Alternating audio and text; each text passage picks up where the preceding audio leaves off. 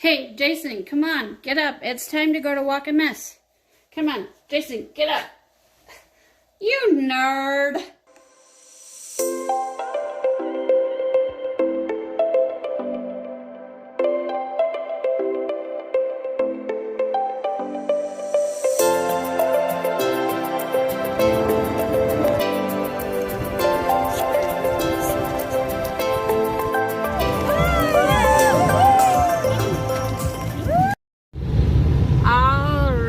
Beautiful peeps, we are on our way driving to the National Multiple Sclerosis Society walk. So this is what our view looks like today. Skies are cloudy and I would say a chance of rain, but it's already raining, so here we go, guys. Hello, my beautiful, awesome, rad YouTubers, adventures with disabilities here. We are at the 2022 National Multiple Sclerosis Society Walk MS. We are going to link in the descriptions below all the details of this event, so if you want to virtually participate, donate to the National MS Society, you can do that. We are here. Take a look behind us. We are going to have a fantastic event. We'll see how long I last, but we are doing it, guys. So come on, join us today and let's roll along. All right, guys, we have an awesome guy with us today, Leon. He is going to share with us a little bit about his multiple sclerosis journey. So Leon, my first question for you, when were you diagnosed with MS? So I was officially diagnosed back in 1998. In 1997 I started having some weird things happening. Kind of September time frame, my feet went numb, went to several doctors, nobody knew why. Then started getting a band of numbness around my stomach, hands going numb. Still went to the doctors, nobody knew what was going on. Finally in 98, kind of after Valentine's Day, I was driving to work. Had a Chevy S10, stick shift, if anybody knows what those are anymore. My left leg was so weak I couldn't push the clutch in. And my wife ended up taking me to the doctor, who gave me a bottle of Motrin and sent me home. The next day, I pretty much lost my whole left side. I couldn't dress myself. Wife got me ready, took me back to the doctor, just kind of telling them what was going on, and a PA just happened to be around us and told me I needed a lot of things. So they were able to get some good doctors. I got scheduled for MRIs and all that, and within the next few months I was diagnosed with MS. Holy cow. So you are kind of one of the OGs with MS. You got it in 1990. You got it before all this medication started to transform the MS world. What was it like back then, like getting that diagnosis and just thinking, wow, the doctor just gave me a bottle of Motrin and said to basically walk it off. How do you just walk that off? At the time, I was in the Air Force, so I seen that Air Force doctors at the time. The good thing is I was stationed in Albuquerque, and our hospital clinic was right by the VA center, so we had some good neurologists at the time. That kind of took care of me, kind of got me on a path. I started taking Avonex, giving myself shots. That was one of the only medications at the time. There's no pills. It was always shots. And it was hard finding, social media really wasn't around at that time either. So not a lot of support groups unless you went looking for them at that time. Makes sense. But at least now, guys, we have social media and ways to communicate. That's how I found this awesome dude to interview today. Social media, check it out. Okay, my second question for you is, what would you like people to either learn or know most about MS in general, or your specific MS? What would you like people to learn? I think just, you know, we're out here trying. You know, a lot of my friends, a lot of family, I think until they just don't understand that we have to do good communications, you know, to kind of make them understand what we're going through all the time. I totally get that. With multiple sclerosis, it's such a confusing disease because, like him and me, we might have some same symptoms, but we also might have different symptoms. One day you'll see us like today out here walking, and tomorrow, who knows, we could be stuck at home in bed. You just never know how it's going to go with MS. So I really appreciate you explaining a little bit more about that so people can start to understand what it's like to live with this disease. My third and final question for you is, what inspires you to keep going and not give up? Well, big thing is my family. You know, I have 2 girls I keep going for. Actually, my youngest is getting married next week. I keep going for my wife. She keeps going for me. She's been my rock. She's been my support, you know, all these years. She probably took it harder than I did way back when I got diagnosed, but she's always been there for me. So, and then I have a lot of friends that have always supported me through the years also. So they keep me going, and I just got to keep telling myself not to give up also. So. Actually, I think you're onto something. I think people is what this world is all about, and finding and meeting those people that inspire us to not give up, like your family, your kids getting married, you have a wife that supports you.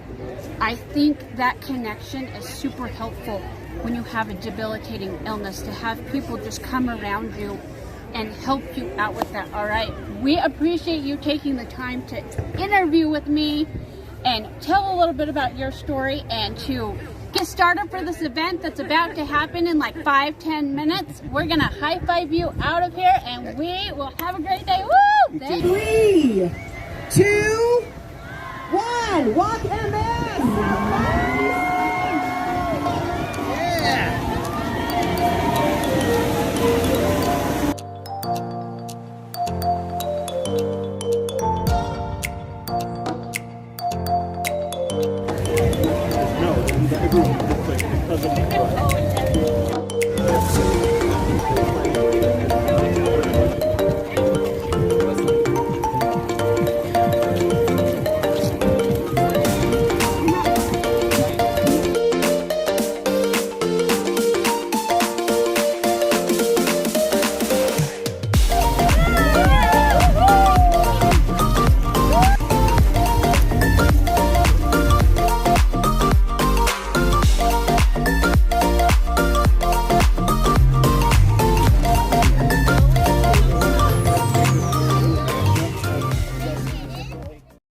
Hey guys, thanks for rolling with us to the MS event today. We have a very special guest, Mo, with us today. Hello. And she is going to share with us a little bit about her journey of getting MS. So, Mo, first question, how long have you been diagnosed with MS? Since 2015, so it's been 7 years. 7 years, so you're just under me. I'm like right at 10. Okay. So we're like right around the same time. All right. So next question, with not only like MS in general, but your type of MS, like what do you want the world to know about you and MS? I've been thinking about this for a long time. So I think the best thing is just MS is not just you're going to be in a wheelchair. It's a lot more about the things you can't see, like the depression and anxiety and fatigue, and that's a lot of what bothers me at this point in my life. Since I had my baby, there's been a lot of fatigue and difficulties with that. Have you noticed since having a baby that your MS has it slowly gotten worse? Because I know they say after having children you can have a relapse. Have you noticed that at all?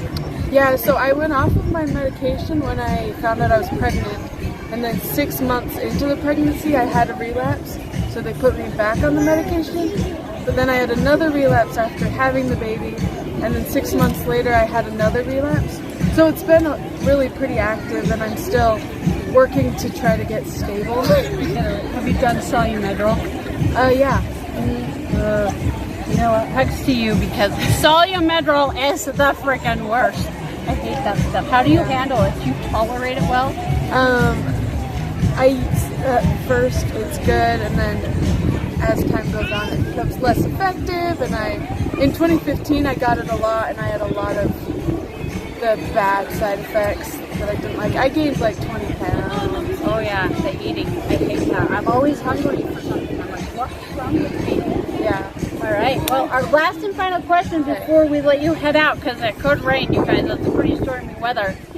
What inspires you to keep going and not give up despite having MS? Definitely my faith in God and miracles that I've experienced, and my family. That is that's perfect reason. Like seriously, that is perfect reason. I think I talked earlier with another friend of ours from the group. Like I feel like connection and people. For me, that's why I do a lot of stuff in the group that we're in together. Because like you, I get depression, I get anxiety, I feel crummy a lot, and so that is a way for me to still connect with people on a personal level, even though you're not ever going to see me till now. Yeah. Now you do. Anyways, okay, we're going to high five you out of here, and thanks for doing the interview. High five. Woo!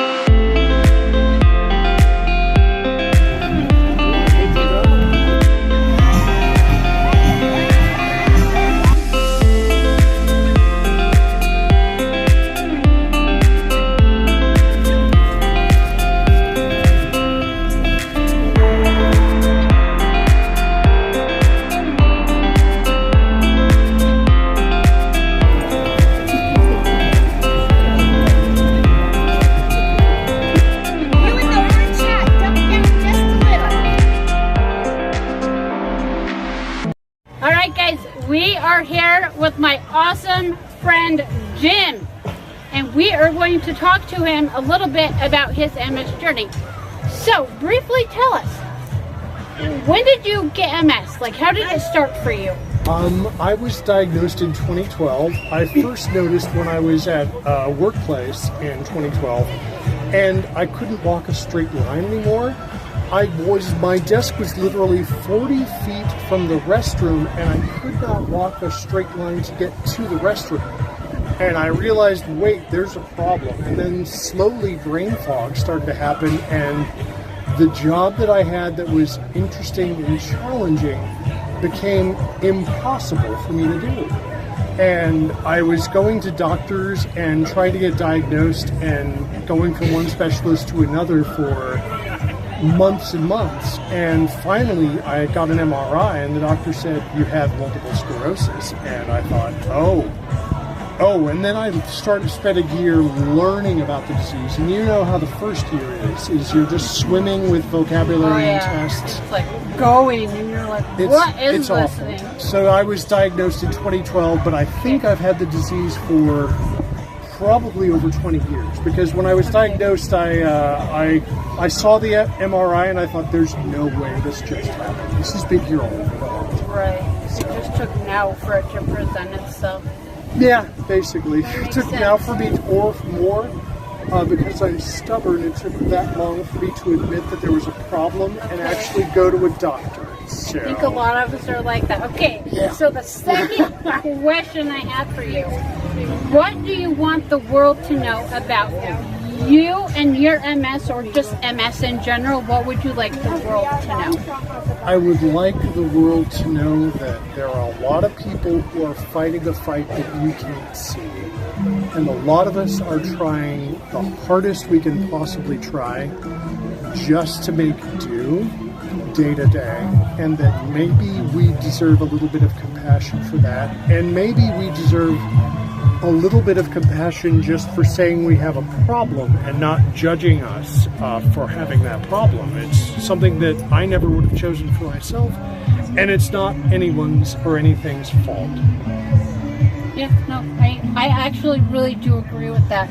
That people need to be not only more compassionate, but realize like what you see with us on the surface is not always how we are feeling inside. And if they could only just flip us like inside out, they'd go, holy cow, like that's what's going on with you today? Whoa.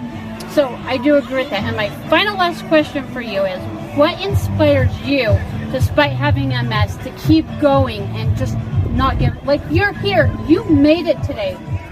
Where do you channel that from? How do you get that? Ask anyone who's dated me, I am infuriatingly stubborn. So that is basically where I get it. And I realized after being diagnosed with this disease and having it for a while that maybe I don't get to walk around for the rest of my life. And maybe I should try doing that while I can. And if I'm doing it to benefit people who can't, who have faced the same thing I have, and can no longer do this, maybe that's okay. No, I get that. That is absolutely perfect. I actually agree with that. Like, while we can, we have to do. We all know, as people with MS, my friends around me, we all know how this disease from one day to the next. You could be up doing something and the next day not. So while we can, we try to do what we can. But guys, be understanding. If we can't go out, or you invite us to do something and we have to say no, don't stop inviting us. We do want to come and enjoy life, but sometimes with MS we can't do that. Well, I appreciate you interviewing with us today. If you are cool with it, we are gonna high five to set the interview out. A high five. Thanks for doing that, guys. Thank you for having me, Angie.